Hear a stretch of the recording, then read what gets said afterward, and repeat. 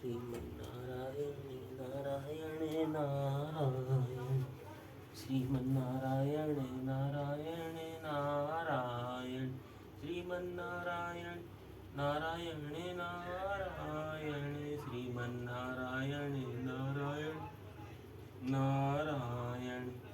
Hello दोस्तों, कैसे हो आप सब। आशा करता हूँ आप सब अच्छे और स्वस्थ होंगे। हम भी अच्छे और स्वस्थ हैं। सभी दोस्तों को नारायण नारायण नारायण। आज मैं आपको महाशिव पुराण का अगला अध्याय सुनाऊंगा। कृपया हमारे वीडियो को ज़्यादा से ज़्यादा लाइक कीजिए, शेयर कीजिए और सब्सक्राइब कीजिए। चलो अब हम शुरू करते हैं। जय हो ब्रह्मा विष्णु महेश, आपकी सदा ही जय जय होगी। ओम नमः शिवाय, ओम नमः शिवाय, ओम नमः शिवाय।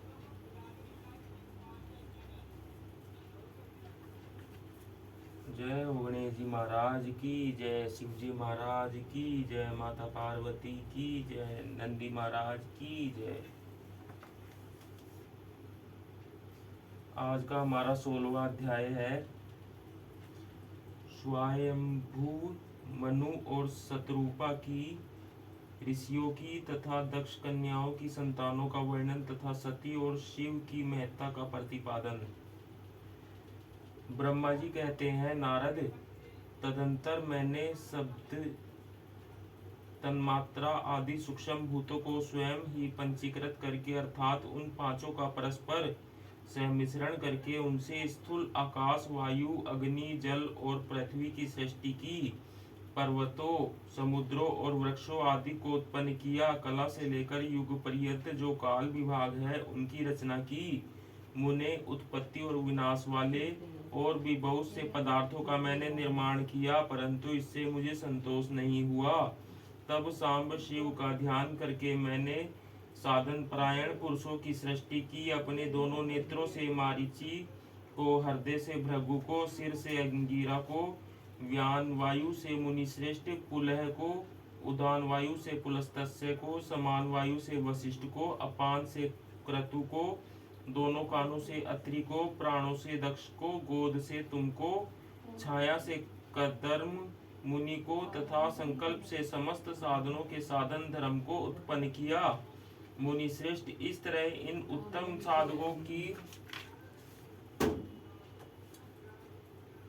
साधकों की सृष्टि करके महादेव जी की कृपा से मैंने अपने आप को कर्तार्थ माना। तत्पश्चात संकल्प से उत्पन्न हुए धर्म मेरी आज्ञा से मानव रूप धारण करके साधकों की प्रेरणा से साधन में लग गए।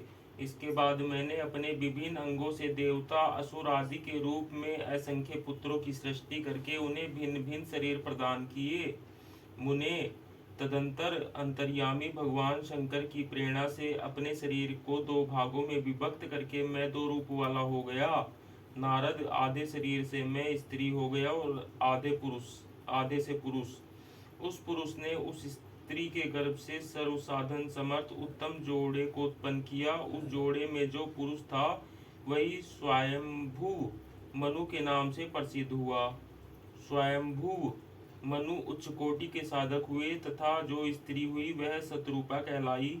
वह योगिनी एवं तपस्विनी हुई। तात मुनि ने वैवाहिक विधि से अत्यंत सुंदर शतरूपा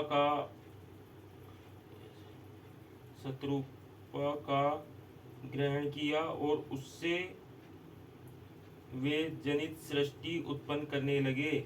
उन्होंने शतरूपा से प्रियव्रत और उत्तानपाद नामक दो पुत्र और 3 कन्याएं उत्पन्न की। कन्याओं के नाम थे आकुति, देवहूति और प्रसूति। मनु ने आकुति का विवाह प्रजापति रुचि के साथ किया। मझली पुत्री देवहूति कदर्म के साथ विवाह किया और उत्तानपाद की सबसे छोटी बहन प्रसूति प्रजापति दक्ष को दे दी। उनकी संतान परंपराओं से समस्त चराचर जगत व्याप्त है। रुचि से आकुति के गर्भ से यज्ञ और दक्षिणा नामक स्त्री पुरुष का जोड़ा उत्पन्न हुआ। यज्ञ के दक्षिणा से 12 पुत्र हुए। मुने, कदर्म द्वारा देवहूति के गर्भ से बहुत सी पुत्रियां उत्पन्न हुई। दक्ष के प्रसूति से 24 कन्याएं हुई। उनमें से श्रद्धा आदि 13 कन्याओं का विवाह दक्ष ने धर्म के साथ कर दिया। मुनीश्वर, धर्म की उन पत्नियों के नाम सुनो: श्रद्धा, लक्ष्मी, धृति, तुष्टि, पुष्टि, मेधा, क्रिया, बुद्धि, लज्जा, वसु, शांति, सिद्धि और कीर्ति। ये सब 13 हैं। इनसे छोटी जो शेष 11 सुलोचना कन्याएं थी, उनके नाम इस प्रकार हैं: ख्याति, सती, संभूति, स्मृति, प्रीति, क्षमा, सनंती, अनसुया, ऊर्जा, स्वाहा तथा स्वधा।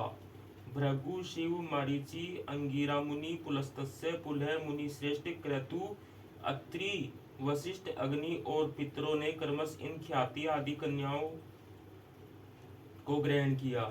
भृगु आदि मुनि श्रेष्ठ साधक हैं। इनकी संतानों से चराचर प्राणियों सहित सारी त्रिलोकी भरी हुई है।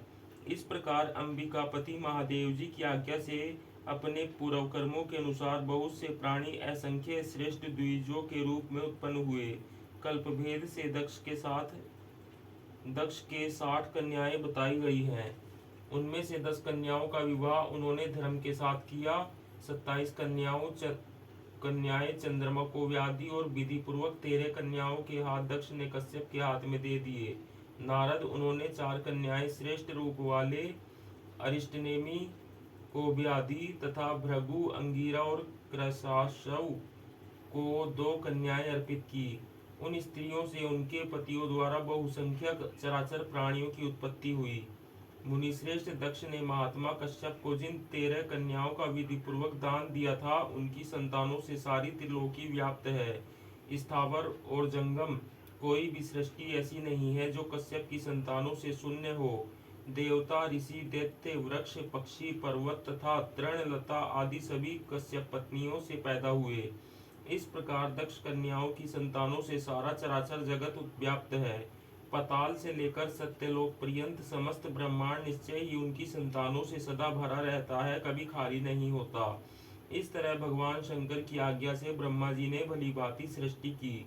पूर्व काल में सर्वव्यापी शंभु ने जिन्हें तपस्या के लिए प्रकट किया था तथा रुद्र ने त्रिशूल के अग्रभाग पर रखकर जिनकी सदा रक्षा की है, वे ही सती देवी लोकहित का कार्य संपादित करने के लिए दक्ष से प्रकट हुई थी।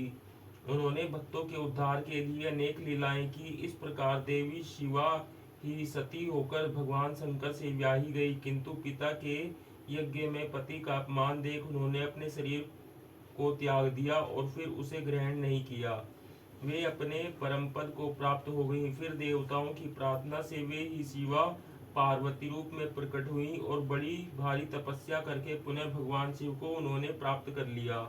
मुनीश्वर, इस जगत में उनके अनेक नाम प्रसिद्ध हैं। उनके कालिका, चंडिका, भद्रा, चामुंडा, विजया, जया, जयंती, भद्रकाली, दुर्गा, भगवती, कामाख्या, कामदा, अम्बा, मृडानी और सर्वमंगला आदि अनेक नाम हैं, जो भोग और मोक्ष देने वाले हैं। ये सभी नाम उनके गुण और कर्मों के अनुसार हैं। मुनिश्रेष्ठ नारद, इस प्रकार मैंने सृष्टि क्रम का तुमसे वर्णन किया है। ब्रह्मांड का यह सारा भाग भगवान शिव की आज्ञा से मेरे द्वारा रचा गया है। भगवान शिव को परम ब्रह्मा परमात्मा कहा गया है। मैं विष्णु तथा रुद्र, ये 3 देवता गुण भेद से उन्हीं के रूप बतलाए गए हैं। वे मनोरम शिवलोक में शिवा के साथ स्वच्छंद विहार करते हैं। भगवान शिव स्वतंत्र परमात्मा है, निर्गुण और सगुण भी वे ही हैं। ओम नमः शिवाय, ओम नमः शिवाय, ओम नमः शिवाय। दोस्तों, आज के लिए इतना ही। सभी को नारायण नारायण नारायण।